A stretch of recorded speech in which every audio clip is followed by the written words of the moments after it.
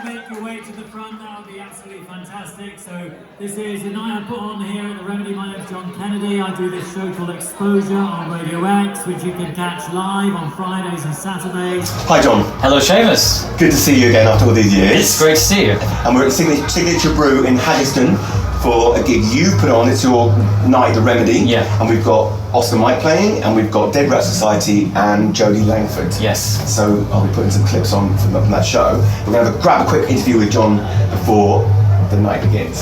So yeah, I'm just kind of interested in how Exposure started in the first place. Well, Exposure started back in 1999 on XFM. Yeah. And XFM was a radio station that started back in 1992. Yeah. But it took 5 years of campaigning to get a license. So it won a license, full-time license in 1997.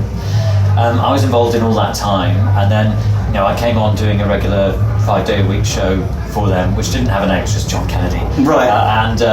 Then we got bought out. A year after we got our full-time license, we got bought out by Capital Radio. Right. And then we were brought from Charlotte Street in kind of Soho, Bloomsbury, down to Leicester Square. Yeah. And then I did an overnight show for a little bit. Yeah. But within 3 months, I persuaded them they should let me do a new music show. Yeah. And that show was Exposure.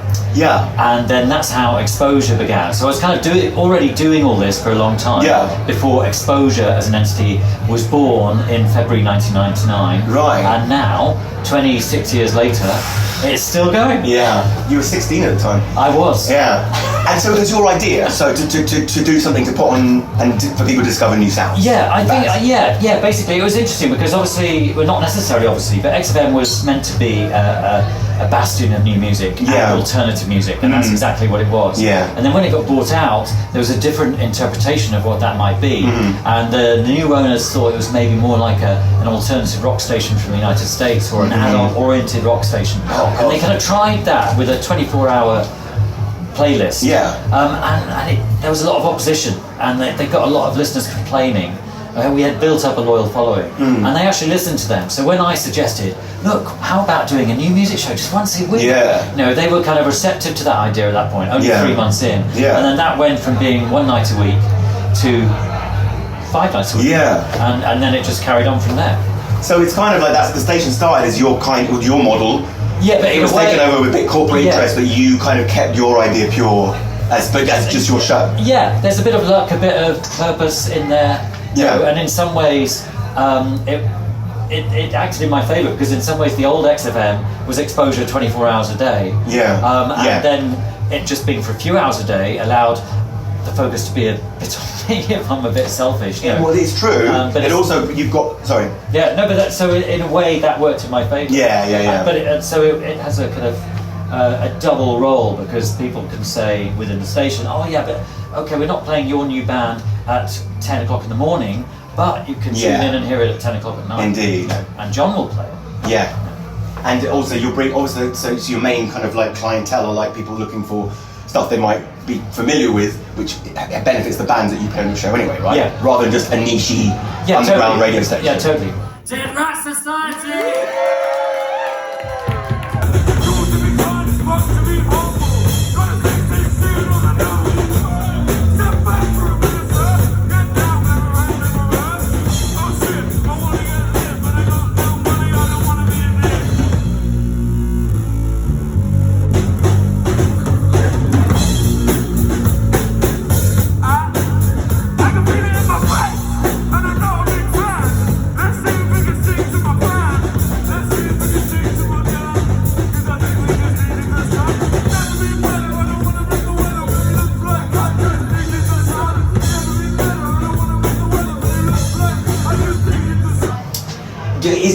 Would you say the show is a way of expressing yourself?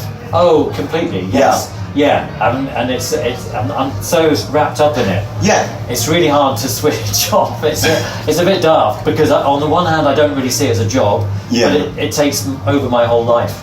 Yeah. So it's a lifestyle. And I kind of think about it all the time. Yeah. Which is both good and bad, because it's bad in that there are other things to think about. But it's good because it's because I'm interested in it. I'm always interested and always looking and always open to what I might find. So what is that process like? I imagine it's very busy because you're constantly Yeah, it's getting... I think in some ways it's kind of scattershot. I mean, in that I do it every day, and I get sent a lot of stuff because the show is well established. But also there are mechanisms in place. There are, record labels who send you stuff, radio pluggers that send you stuff, but also unsolicited people get in touch via social media or via email, and they send me their demos or their single that they're about to release. And I get to the opportunity of listening to it all. I can't listen to it all. But I get the opportunity, and sometimes I might listen to something a few months after it's been sent. But then I might, when I hear it, once I've heard something, I'll know whether I'm into it or not. And then if I am, then it gets on the show pretty quick. And then that band is on your radar anyway. So do send stuff in. Yeah, do. John Kennedy at radiox.co.uk. There you go. If it doesn't get played straight away, it could seep into your consciousness. Well, often, so how did I miss that? And you feel foolish, but time, I imagine. It's tricky because in some ways I see it as an ongoing conversation with everything that's going on. So say if you're a band that I might have played 3 years before from a demo, but you're releasing your debut album, I want to play tracks from your debut album and say, look, they've just released their debut album, but I still want to have in that same show a band who've been on that experience already, and they're just releasing their 5th album, and a demo from somebody who's just starting out. So you want a bit of it all because it's all interlinked. And in some ways I think it's important to be able to compare and contrast as you listen to the show. So the listener might hear Foals, but they also might hear a band that they never heard before because they've never released anything before. But at the same time, it's nice having that compare and contrast. I think it works really well when you listen to the playlist or listen to it live or whatever. You'll hear something you never heard before, and then they'll play Idols or something like that, and you have sessions in and all that, and that's how it should be, because then you're grabbing people's attention with the stuff they're like, oh, I like this band, I'm gonna check them out, and then you're slipping into their, but they don't know what they wanted to know that band before, but then they discovered them. Yeah, totally, and I like the idea that you can hear yourself, you the new artist can hear yourself against the more established artists. Put your hands together live for the Remedy. It is Jodie Langford.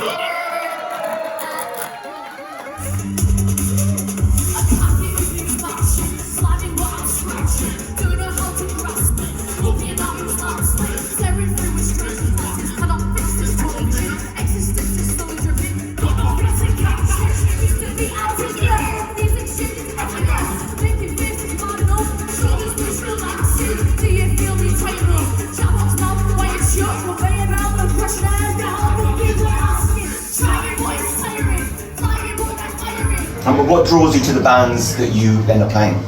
A combination of things, really. I guess I'm always looking for some kind of spark, something that is exciting about them. Now that could be a lyric, it could be a voice, it could be instrumentation, it could be just the energy that they bring to something. If one of those things appeals, then I might get excited, and if I get excited, then I want to share it with people. So it could be anything. Like say, if we take your band, Seamus, Oscar Mike, but you're such a fusion of things, and I find that really exciting. And you've evolved over time, and it's been changing, and it's been really interesting hearing what you've done and how you've changed. And I just love that thing that you don't know what you're going to expect. And that's what I like in general. And so that could be somebody's amazing, stunning voice. You might have this nice, gentle, fairly established kind of sound already, and then suddenly they sing. It's like wow. So could you sum up that they have something they all have in common, even though their styles could be completely different? That's a good question. I don't know. I'm hoping that it's an energy or a spark or just something that would grab people's attention. Things change, people change, the scene changes, and I like that too. It's always evolving, it's always changing, and in some ways you want to support people just because they have a great energy, and they might not necessarily be the most original, but they bring a certain something that can ignite something else. I understand that. Because the thing is, ultimately, the real geniuses are few and far between. But at the same time, you need it all. Because the geniuses necessarily won't stand out if they're surrounded by just geniuses. You need the kind of up and down. You need the varying landscape for things to take on certain kind of meaning. And you've got to put your trust in a band, and then I'm thinking where this is going somewhere. I'm excited by them, right? Or even some bands maybe only have one flash of genius. As we know, maybe there's one-hit wonders or whatever, and Yeah. But that's kind of enough. I mean, I get, for me, in some ways, just one little spark is enough. That's enough justification. Sure. The one and only Oscar Mike, and you should give it. Right, everybody, I have some instructions for you. I need to get down on the ground. I need to get low on the ground, as low as a scumbag from now. That's it. Thank you very much. You will be able to get up again very soon. So don't get too close.